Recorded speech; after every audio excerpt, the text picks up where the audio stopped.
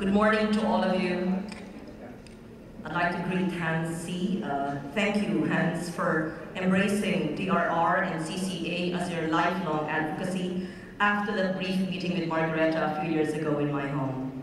And Sandra Wu, it's good to see you again after Sendai, and thank you for assisting the Philippines being the head of the private sector. And I hope that you and Hans can continue to influence the world. Secretary Montejo, my partner in government for DRR and CCA, Yusek Pama, whom I see almost every day, who is the OCD head for the Ending Sea Law, which we authored 5 years ago. All the leaders of business and industry, all of the media covering today, Diplomatic Corps, and all DRR advocates present in this hall today, good morning.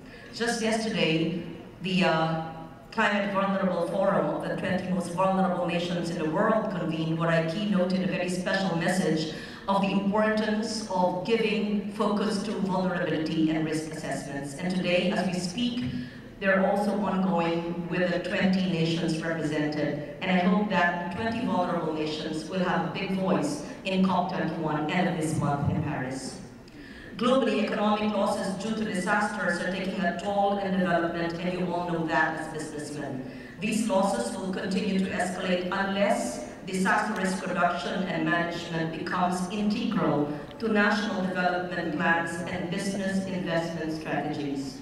In its Global Assessment Report, or GAR, on disaster risk reduction of 2015, the United Nations said that economic losses from disasters are now reaching an average of $250 billion to $300 billion annually.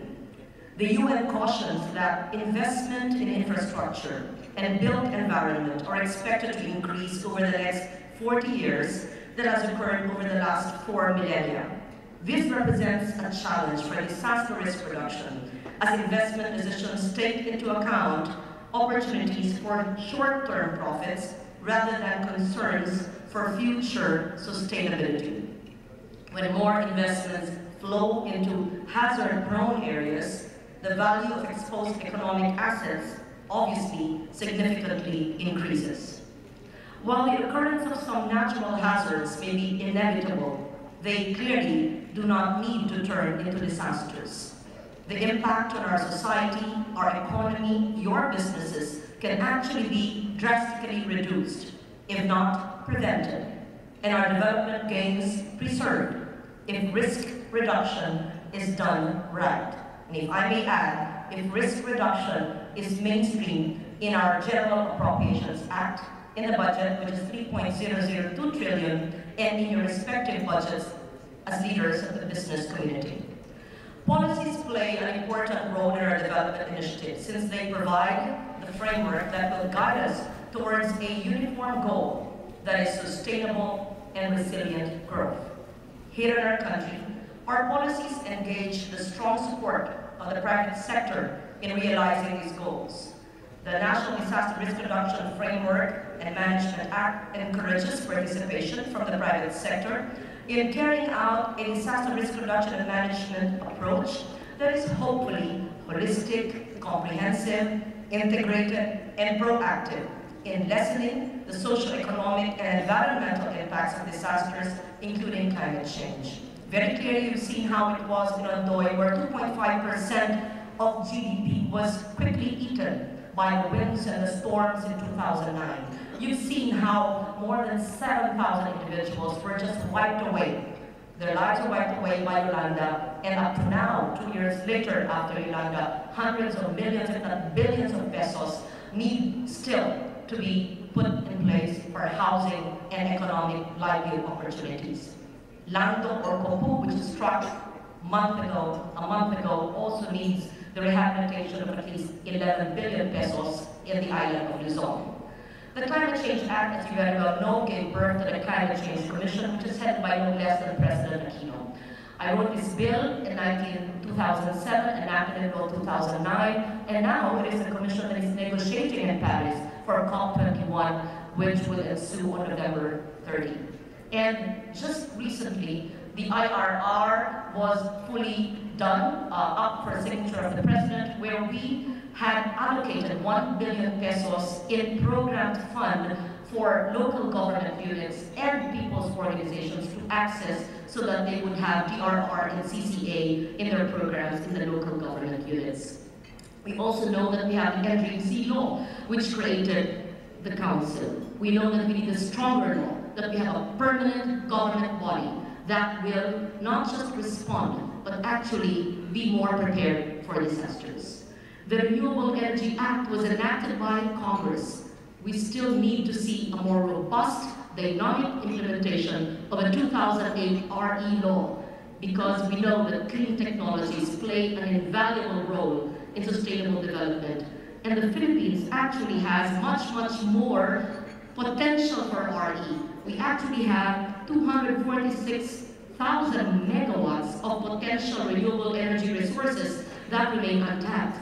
And this is 10 times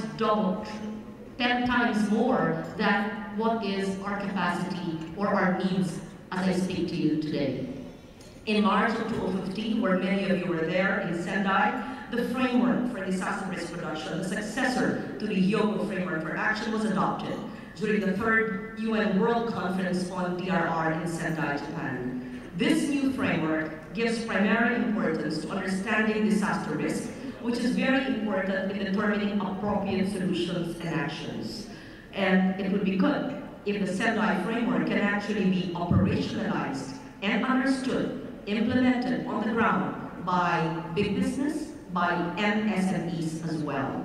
Last September in New York, the Sustainable Development Goals were adopted by UN member states, and in December, we expect a new global climate action agreement following the UN climate negotiations in Paris. You all know that the Philippines has submitted its INDC, or the Nationally Determined Commitments. However, with 154 member nations in the United Nations having submitted their INDCs, it has been projected that the world will still warm by 2.7 degrees Celsius, which means catastrophe, destruction, loss of livelihoods, and even death.